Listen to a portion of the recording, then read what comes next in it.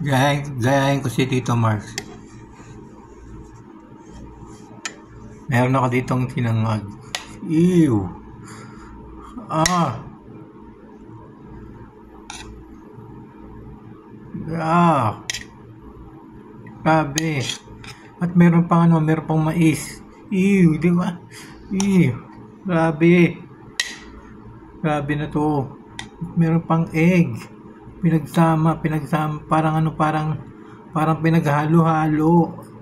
Yan, grabe naman. Ew. Grabe. Tignan ko mga tignan ko.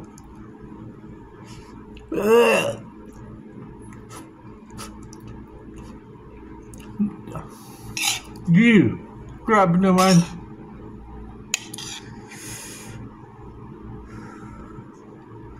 Sinangag itlog. Tapos may mais.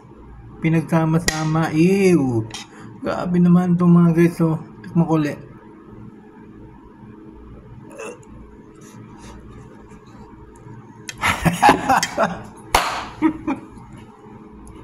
Pambira.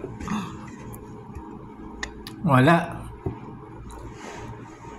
Parang ayaw ang gayahin si Tito Mars. Siyempre, masarap to mga guys. It's a prank. It's a prank lang mga guys. Nasarap tong sinangag. It's a prank. Bra?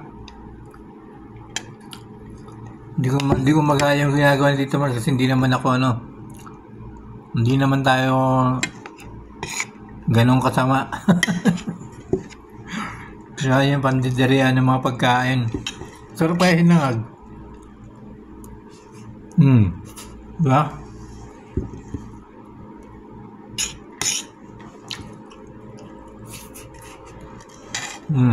Sarap ha?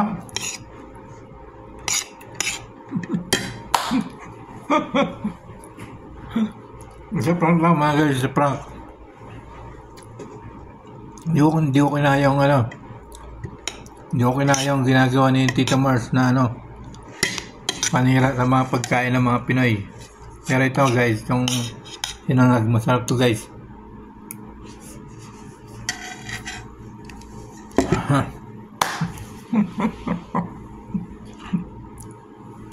Isa prank mga guys, prank lang yan mga guys ha. Pero masarap talaga. Masarap ang mga pagkain Pinoy.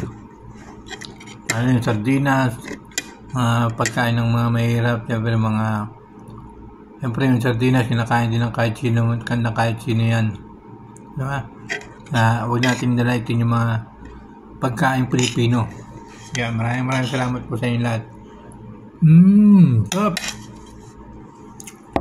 Thank you so much.